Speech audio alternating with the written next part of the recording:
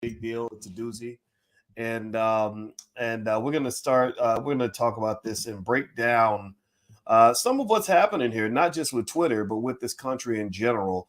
And I'm going to do it from a black perspective. So get comfortable, buckle up your seatbelt. We're going to get started on drboystv.com right now. Here we are, clan the isms, cataclysm, great. Our people out here struggling, trying to make it in this state. Everybody out here doing it, but we the ones too late. Now family, we the ones who gotta delegate. Get that money in the power, never be fake. Stick to cosign for 3. What did he say? Create jobs, support our own. Educate the same and buy back your home. Got 3 degrees, triple 10. 3 PhDs, now we on the CNN. DBTV, let's talk about negligence. Ignorance is bliss, but we can turn it to intelligence. Believe none of what you hear, half of what you see. Let's break it down here on Dr. Boyce TV. Here we are. Hey, welcome. How you guys doing? I hope you guys are doing well. My name is Dr. Boyce Watkins, and welcome to drboystv.com, the home for intelligent black people. My name is Dr. Boyce Watkins, and I'm a black man who just says what's on his mind. I hope that's okay. This is a space of free speech. And so you are welcome to disagree with me, and shout out the city that you're from. Let me know what city you're from, and let me know if you can hear me okay. I just switched out my microphone. I want to make sure you can hear me all right. Give me a yes in the chat if you can hear me okay. So I see your cities. I see Baltimore. Roland Curtis is B1. Let's see here. I see some other B1s in the chat. I saw Philadelphia and Chicago, Illinois for Ramel. Good to see you. What other cities we got up in here? I see Vancouver, New York, North New Jersey, Brooklyn, Oklahoma City, South Carolina, North Carolina, Nevada. What else? I see another New York, Jackson, Tennessee, Valparaiso, Indiana, Fort Lauderdale, Rockford, Illinois. Good to see everybody. Good to see you. Put your B1 in the chat. Hit the thumbs up button right now. Thumbs up. Make sure you subscribe. Make sure you hit the notification bell so you'll be notified when we go live on this channel. Now, I'm going to ask you all a yes or no question. How many of you were aware of some of the interesting drama today where Elon Musk was deciding whether or not he wanted Donald Trump to come back onto Twitter? And of course, that's controversial as all get out. He did a poll earlier today, and you guys may have seen this poll, maybe you didn't. But Elon, literally, he's the new boss of Twitter. You guys know that, I assume. And so as the new chief twit, as he calls himself, he just literally did something that would be unheard of in an allegedly democratic society, which is he allowed people to vote on something. I mean, my Lord, why would you actually let the people make a decision? That's crazy. We don't do that in America. That's too much democracy. What? We act like we live in a democratic society. My God, these people are out of their minds. Anyway, so Elon did a poll on Twitter, and it's a biased poll, right? Because he's only taking votes from people who are actually on the platform, right? So anybody who left the platform, which is most likely people who don't like Elon Musk, or maybe people who don't let Twitter drive them crazy, they didn't vote. So the vote was a little bit biased, without a doubt. The vote was biased. Well, when I checked that poll earlier, I was kind of tripping out about it because there was literally about 12 million votes on this poll, and it was slightly in favor of letting Trump back onto the platform. And I'm going to look at the poll results, and basically the results, I can just give you the short answer. The short answer is that Donald Trump apparently is going to be allowed back on Twitter because Elon Musk, gets to make that decision. And he said the people have spoken. Trump will be reinstated. And then he says something, Vox Populi, Vox Day. I have no idea what the hell that means. Y'all can tell me what Vox Populi means. In fact, I should probably Google that right now. Let me see. He types Vox Populi. What is Vox Populi? All right, let me see here. Who said Vox Populi, Vox Day? Vox Populi, Vox Day is an early reference to the expression in a letter from Alcuin to Charlemagne, not Charlemagne the God, the original Charlemagne, I guess the king of France. In 798, the full quotation, see the full quote, they're not even, what does it mean? You use the phrase to talk about the general consensus or popular sentiment, like the Vox Populi in your town that complains about potholes in the roads, or the Vox Populi at school hoping for a snow day. So I guess basically like the people have spoken. That's it. So he's saying the people have spoken. Well, really not all the people have spoken, right? Only the people that voted on Twitter actually have spoken. And I'm looking at the poll results, and the let's see here. 51.8% of the voters voted in favor of adding Trump on back on Twitter. 48.2% voted against. He got 15 million total votes. Now, let me just tell you what I did. Since we're all intelligent black people and I'm smarter than Elon Musk, I decided that I wanted to go to get the opinion of the people that actually matter. So I took a poll amongst intelligent black people, and I just basically asked, should Elon Musk let Trump be back on Twitter? And surprisingly, now this is amongst intelligent black people who can tolerate my platform, who enjoy my platform. So not everybody's here, right? Maybe some people in the Roland Martin crowd, they don't like me because I don't tell black people who to vote for. I can't do that. I'm not going to tell you to go vote Democrats or Republican. But anyway, the overwhelming majority of you, I have about 1.4 million subscribers across all platforms, or across all the YouTube channels anyway. The other platforms, we have a few million more. 74% of you said yes. 74% of you said that you're okay with Trump being on Twitter. Now, here's what my interpretation is with this, and if you will allow me to give my Dr. Boyce, Uncle Boyce interpretation. This is arm waving analysis. This is not scientific, but it's my perception based on the fact that I know you guys pretty well. Many of you probably don't even like Donald Trump that much. Many of you who voted in favor of letting him back on the platform would never vote for him. Give me a yes in the chat if you'd never want Trump to be president. I got a lot of people. There's some Trump supporters in this space for sure, but many of you don't like this guy. I'll tell you the truth. I've always thought he was kind of arrogant, bombastic. I disliked him even before it was popular to dislike him. If you remember, a lot of rappers 20 years ago, the same rappers and civil rights activists like Al Sharpton, who claimed that they hate Trump and he's the devil. Al Sharpton was kicking it with Trump a decade ago. Before they got into this Democrat-Republican thing. Go look it up. There's pictures with him and with Diddy and Sharpton and all these people. All these people that are like, Trump is a devil, Trump is a devil. They were hanging out with him before they got into the Democrat-Republican stuff, which is just a big stupid game to me. So here's the thing. A lot of you don't like Trump. A lot of you would never vote for Trump. But a lot of you still vote for his right to freedom of speech. A lot of you still believe that, hey, look, he can have his voice because I want to have my voice. Because many of you have already had your voice suppressed. Many of you, how many of you right now, give me a yes and no in the chat. How many of you have ever been in Facebook jail? Give me a yes if you've ever, all the Facebook jail ex-cons in the room, raise your hand. Say yes in the chat if you've ever been in Facebook jail. Or say yes in the chat if you've ever had your Instagram censored because maybe you shared a picture of a lynching to show you about the evil things that people have done to you and your people. Or give me a yes if you've ever had your YouTube channel shadow banned, which is what happens to my channels. I get shadow banned. I'm not out here hating nobody. They call it hate speech. Well, this is hate speech. What's hateful about me talking about reparations, you asshole? What's hateful about me teaching black people about wealth and economics, you oppressor? What's hateful about me talking to my people and being honest with them about what's going on in my community because y'all control all the damn media outlets, you SOB? Seriously, what's hateful about us being pro-black every single day of the week? Colonizer. So here's the deal. Here's where I'm just going to draw the line in the sand right now. Look, I don't like Trump. I ain't never voted for the man. I never will. He should not have access to the nuclear football.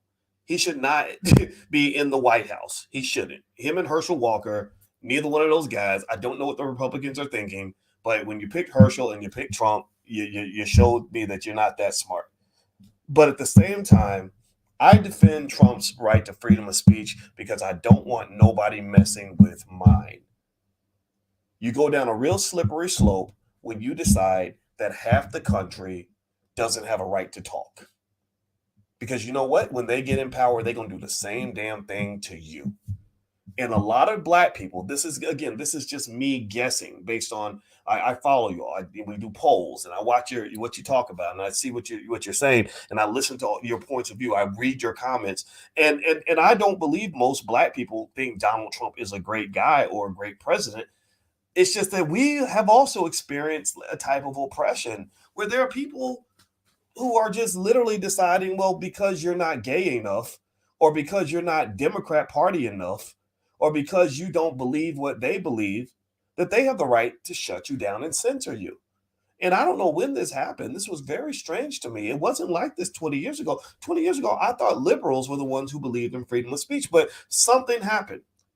And in fact, actually, they say that absolute power absolutely corrupts. And I think that what happened in technology was this. I believe that when technology kind of became the king of everything, when Silicon Valley had all the money and they controlled all the big platforms, and they were pulling all these liberals out of universities, which are pretty much liberal ideology indoctrination factories. I taught on college campuses for almost 30 years, so I know what's going on. I've thought about this obsessively, and I really believe that there is a culture that's kind of taught to you when you go to college. So they come out of college with a lot of very liberal ideas.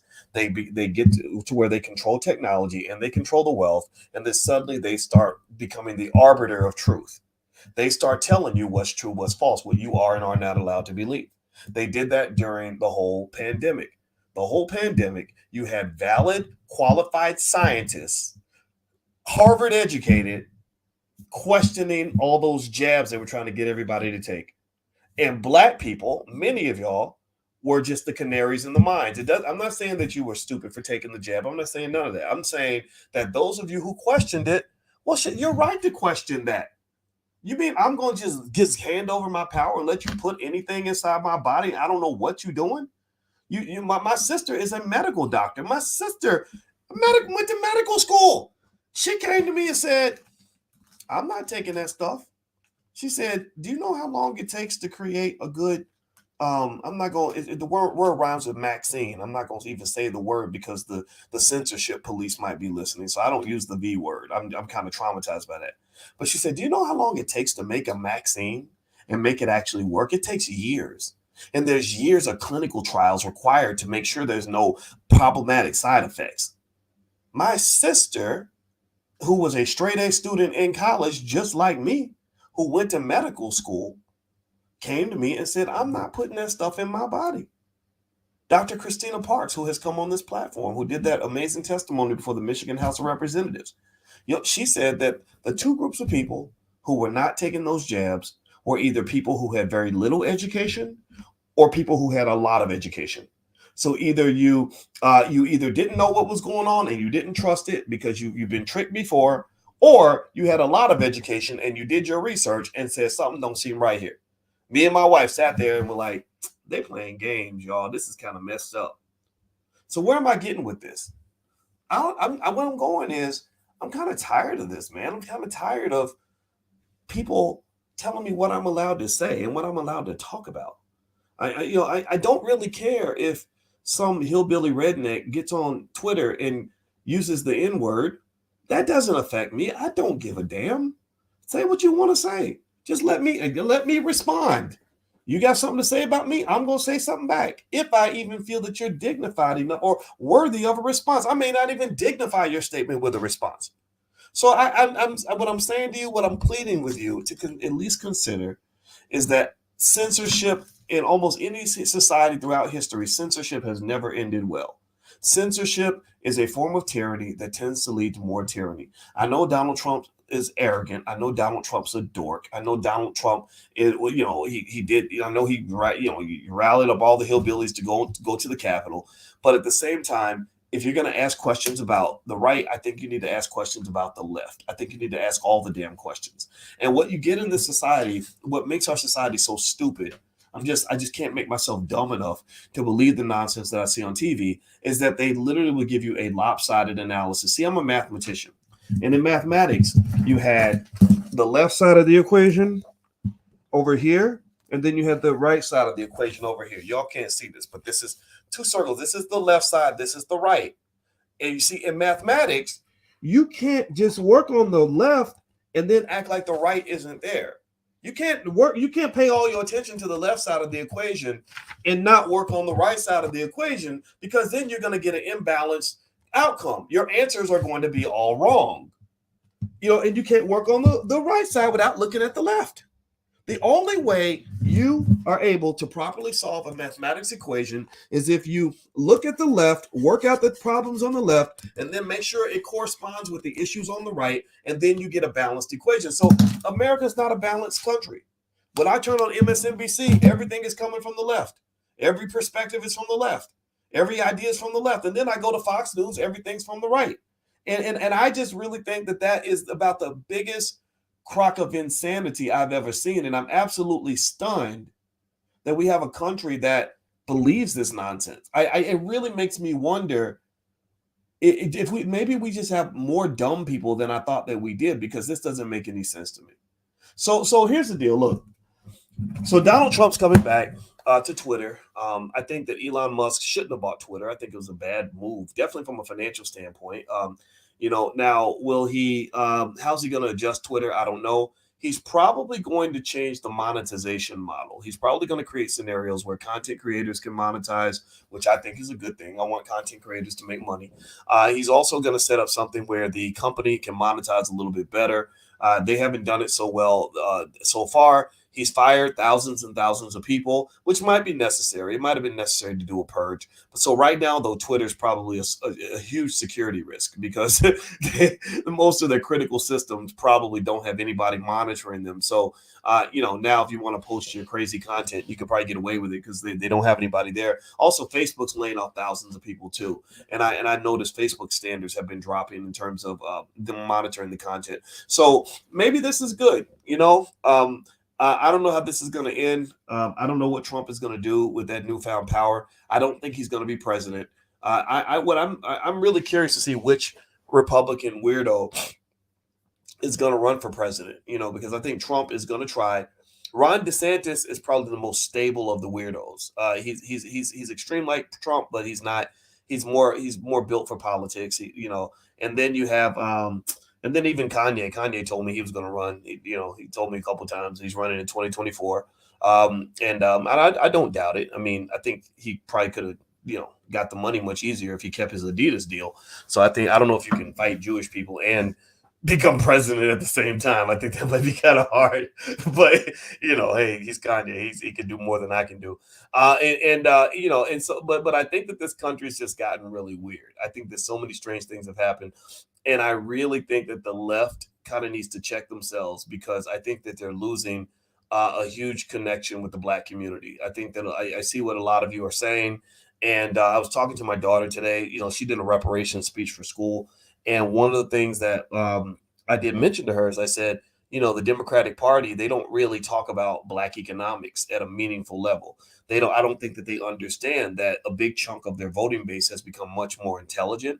That you can't do, campaigns like booties to the polls and no voting, no vucking, and whatever the hell they do, and assume that's going to capture the majority of the Black community. You might capture some people. You're always going to capture some people with some silly stuff. And some of those same old tricks are going to work to a point, right? You have your paid operatives that, go out and pretend to be objective, but they're really not. They're really sort of Democratic Party servants. But I really think that what's happening now that's probably frustrating them is that you also have a large percentage of people that are being influenced by people like myself, or maybe a Tariq Nasheed or whomever, who just kind of say, no, we really want to talk about economics. Dr. Claude Anderson will say, we need to talk about reparations. We need to fix our communities. We're not going to let you rule over the ashes. We're not going to let you rule over broken, dysfunctional, torn down communities with violence everywhere. We're not going to keep voting you into power in order for you to simply claim domain over a community that's dead and falling apart. So ultimately, I think you can pick up cues from little things like the way the Black community has rallied around Kyrie Irving. Kyrie Irving last week was the most popular Black man in America. Even Kanye West and what he's going through, with the Jewish community, a lot of people support Kanye on that. I think that those things are not necessarily in alignment with the sort of integrationist Democratic Party establishment ideas. I think that you have a huge wave of various forms of Black nationalism occurring, where Black people want to own our own stuff. We want to have our own assets. Black people want to have our own media outlets. Black people demand that you pay $13 trillion and $14 trillion in reparations for what you owe us from all the money that you stole.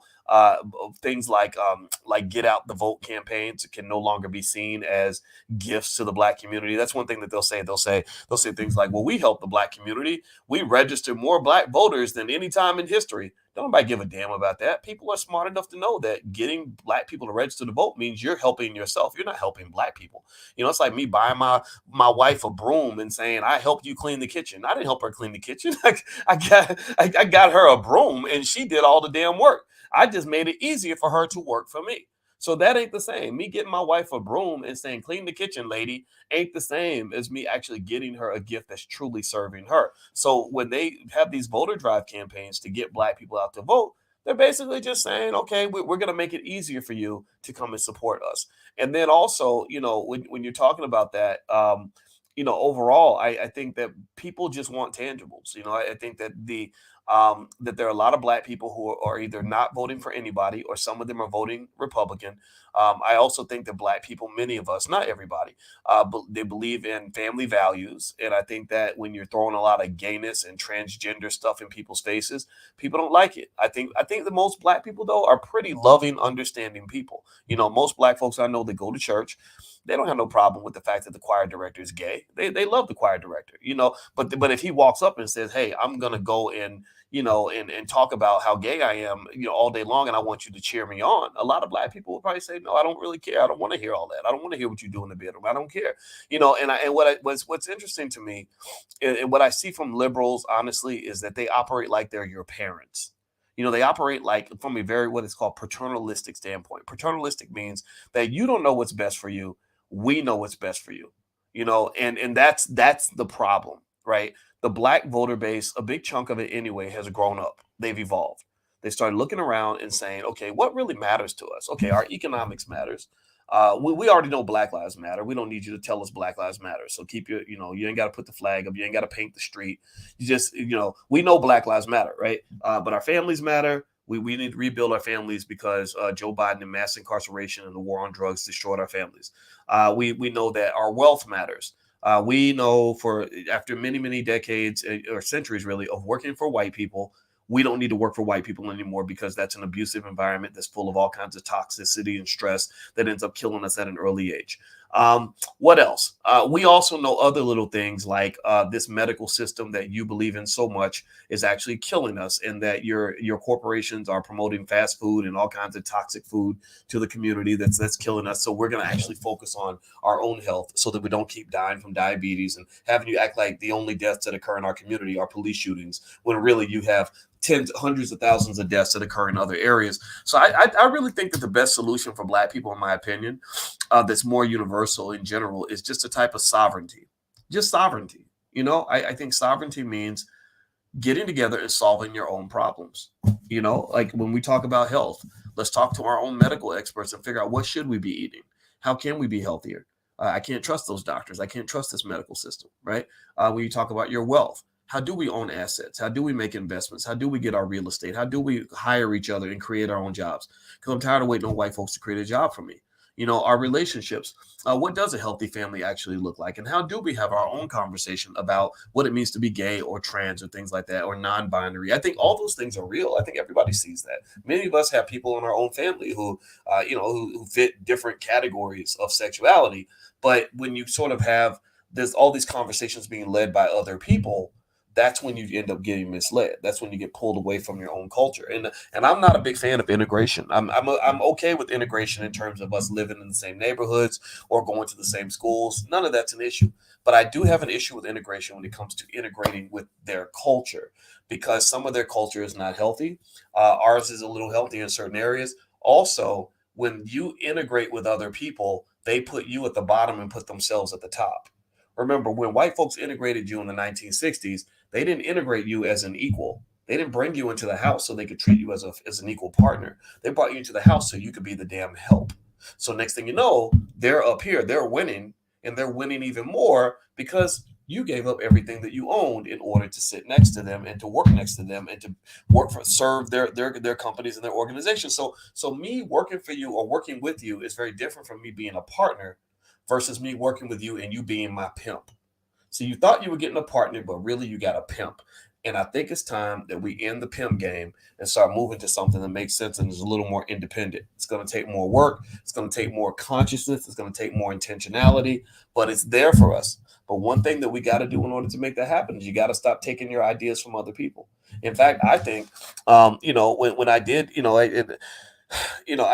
I'll be honest, when I did talk to, Kanye or any other celebrity, Ice Cube, or any of those guys, when they've called me, I've always been sort of secretly kind of saying like, hey, why don't you help me get $100 million so we could just build black owned schools all across the country or fund the schools that are out there.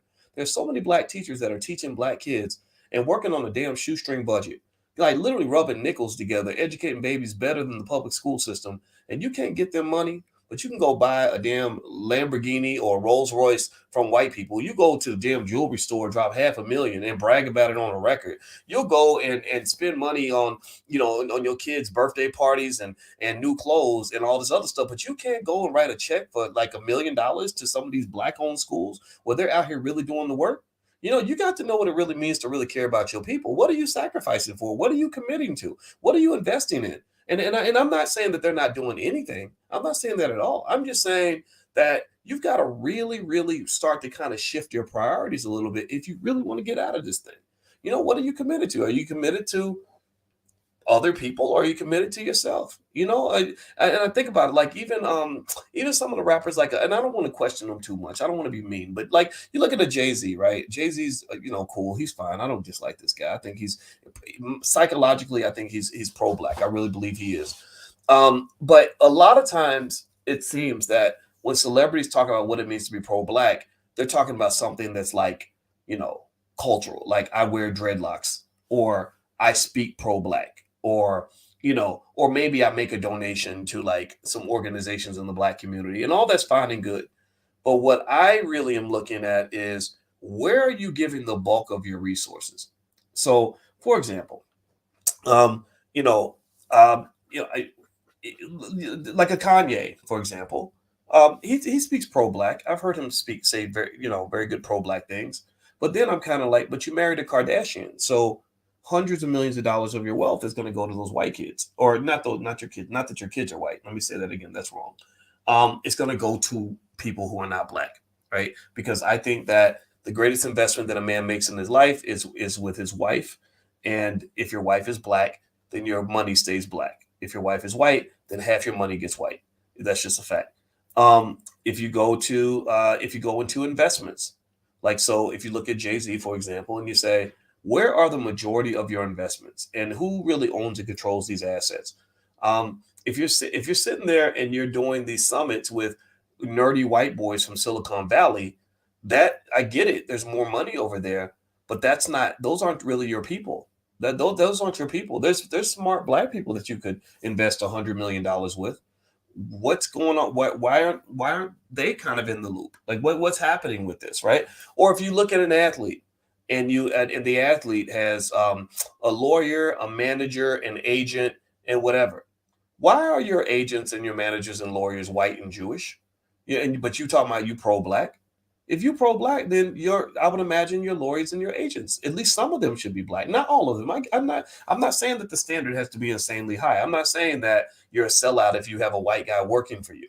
That's just not true. I've had white people that have done work for me before, but at the same time, the bulk of your energy, the bulk of everything that matters to you should be directed toward something that benefits your own people, right? So I think that we have to raise the bar a little bit. That's my point. I think we really got to raise the bar. I think that even if you talk about entertainment, I think we got to challenge the rappers and really think carefully about what kind of music they're allowing other people to pay them to promote to your community, and stop acting like these guys are heroes when really they are the biggest villains on earth. When really, anybody who's up here rapping about murdering black people and getting black kids hooked on drugs and throwing away all of your black wealth and promoting ignorance over intelligence and disrespecting your women, peeing on your women, how in the hell do you hold that person up as a hero? The only way you do that is if you are as brainwashed as they are. That's it. That's the only way you do. If you crazy as them, and you probably go along with it because that person's popular, right? Even if you look at some of the TikTok dances, I listen to lyrics of songs. I don't just listen to the beat. If you listen to the lyrics of songs, has anybody ever listened to the lyrics of some of the TikTok dances that people will dance to, and they do it just because it's popular? Like, and this one ain't so bad. This ain't terrible. This ain't terrible, but it's interesting, right? I saw Stacey Abrams and this other lady, or Kerry Washington, dancing to that song. What was it?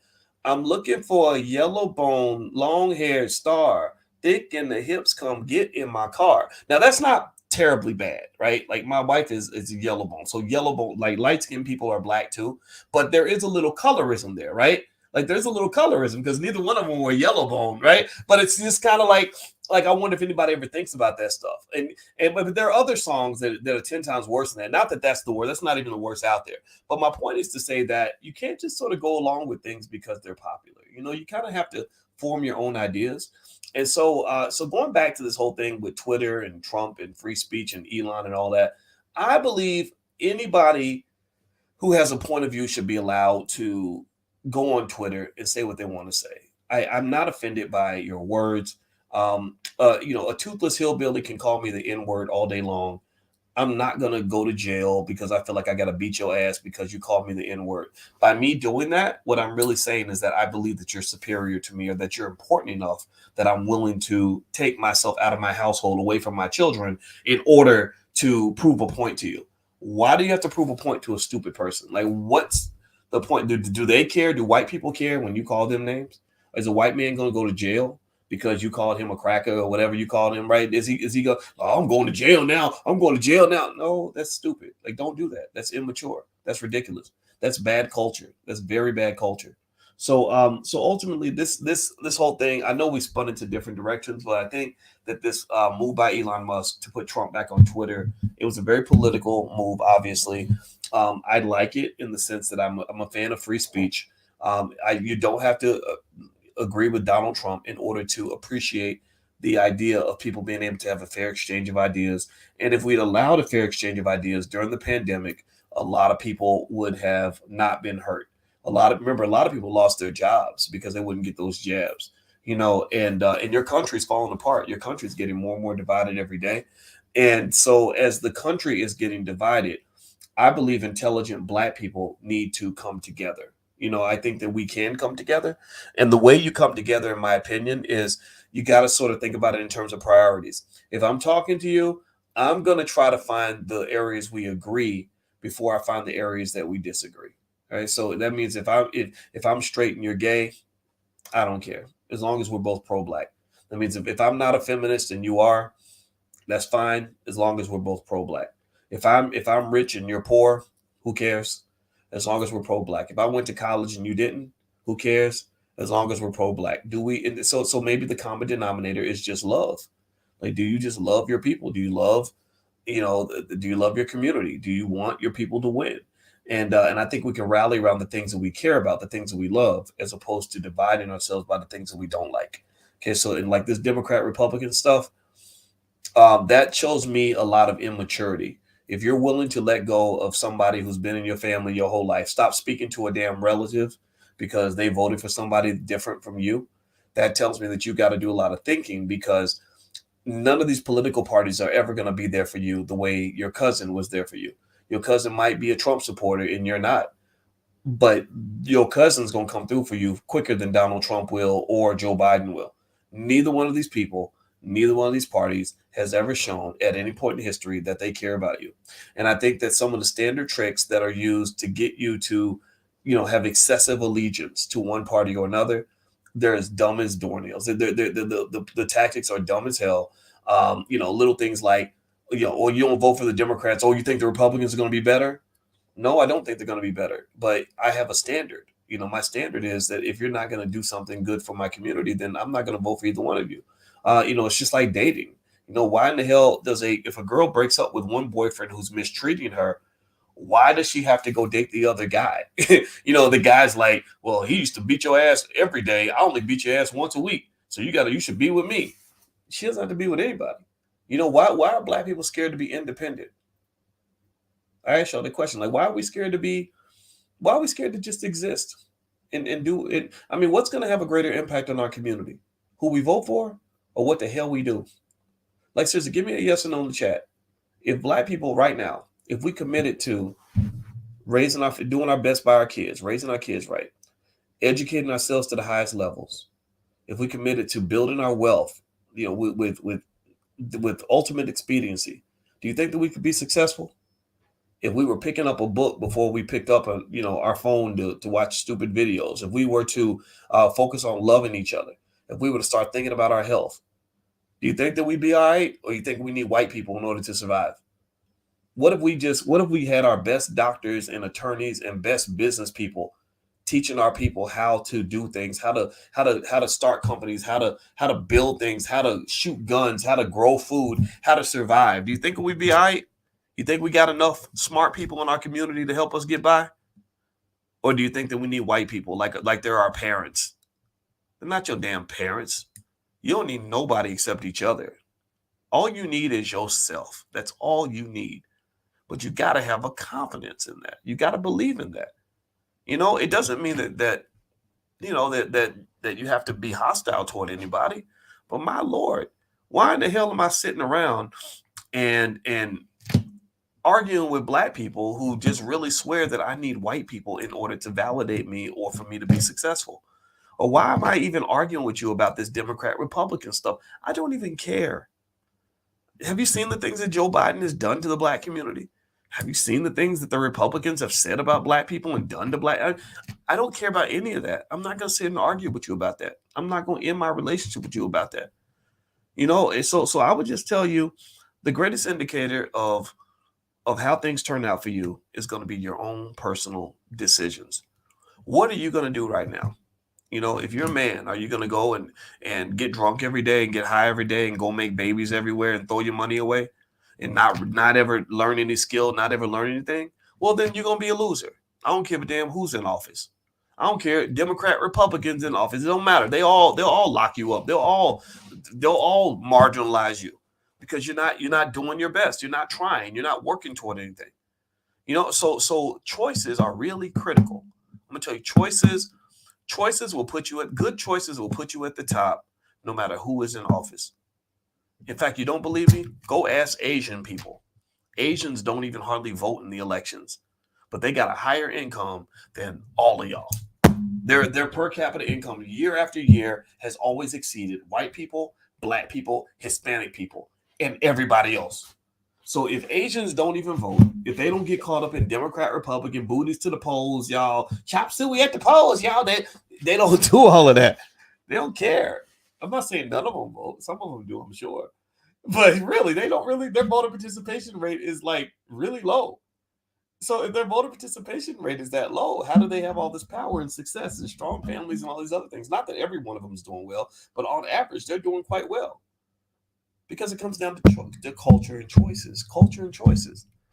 That's it. Why do you think Jewish people have so much power and they're only 3% of the population? Culture and choices. Again, I know we've had a whole conversation about what's anti-Semitic and what's not.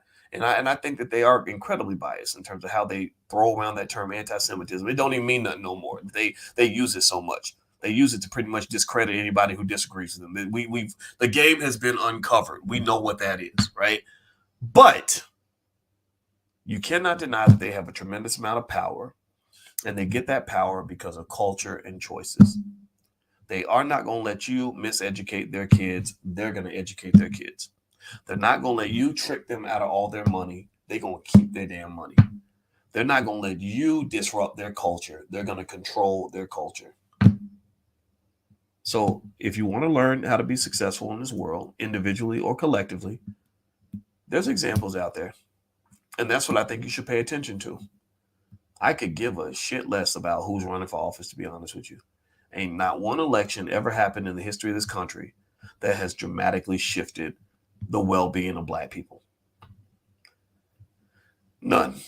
Not maybe if you throw in the Civil Rights Act, but even that was a big rope-a-dope. That just tricked you into getting comfortable, believing you had rights that could be easily stripped away from you in a second. So because everything since integration has gone downhill, everything that's happened in the black community for the most part in terms of quality of life since integration has gone downhill. Well, why is that? Well, because you don't own anything. You don't control anything. At the end of the day, ownership and control matters. Awareness matters. Unity matters. Awareness comes in the form of education and instruction and understanding how these processes work, how the world around you works. So if you are ignorant and you choose to stay broke and you choose to stay divided, you will always lose. There ain't one single ignorant, broke person who's isolated from family and any support system who has ever been able to be successful in this country. Seriously, think about it. You ignorant, you don't know what the hell's happening. You leaning on white people to tell you what's going on. They're gonna lie to you. You broke as hell, so you have no economic power in a country that's built on economics, and you isolated, so you ain't even got a posse to back you up. You are not gang affiliated in a world that is built on gang affiliation. Everybody has a clique, everybody has a gang, everybody has a group that supports them. But you out here thinking you can get by with no group. No, you need a group. I can't get by without my group. Y'all are part of my group. A lot of y'all are part of my group. So at the end of the day, those are the things that matter. This other stuff, it's all smoke and mirrors. It's all smoke and mirrors. So anyway, I'm gonna finish up for tonight. I just wanted to come in and chop it up with y'all a little bit. And again, you don't have to agree with me to come on this platform. This is a free speech space. Feel free to lay out your own perceptions or opinions in the chat. I have no problem with anybody's point of view, even if you disagree. Just be respectful. That's all you got to do. Just be respectful. Let's have a debate and let's figure out what the right ideas are. All I ask is that it be our conversation, not a conversation controlled by MSNBC or Fox. Those are not good conversations. Those are not conversations for you. That's for them. Let them fight. Y'all come together and learn to respect each other. Got it? Okay, cool. Do me a favor. Please hit the thumbs up button. Thumbs up, share, subscribe. My website is boycewatkins.com.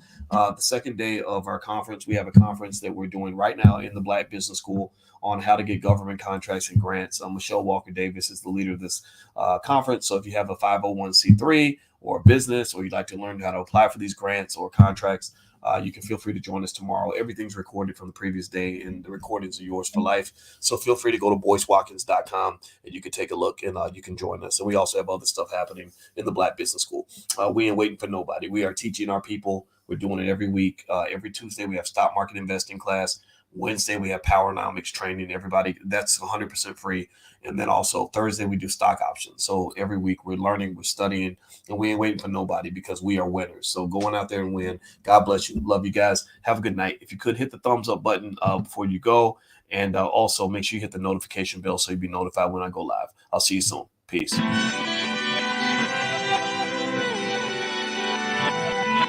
Here we are, clan the isms, cataclysm great. Our people out here struggling, trying to make it in this state. Everybody out here doing it, but we the ones who late. Now family, we the ones who gotta delegate. Get that money in the power, never be fake. Stick to co-sign for 3. What did he say? Create jobs, support our own. Educate the same and buy back your home. Got 3 degrees, triple 10. 3 PhDs, now we on the CNN. DBTV, let's talk about negligence. Ignorance is bliss, but we can turn it to intelligence. Believe none of what you hear, half of what you see. Let's break it down here on Dr. Boyce TV. Here we are.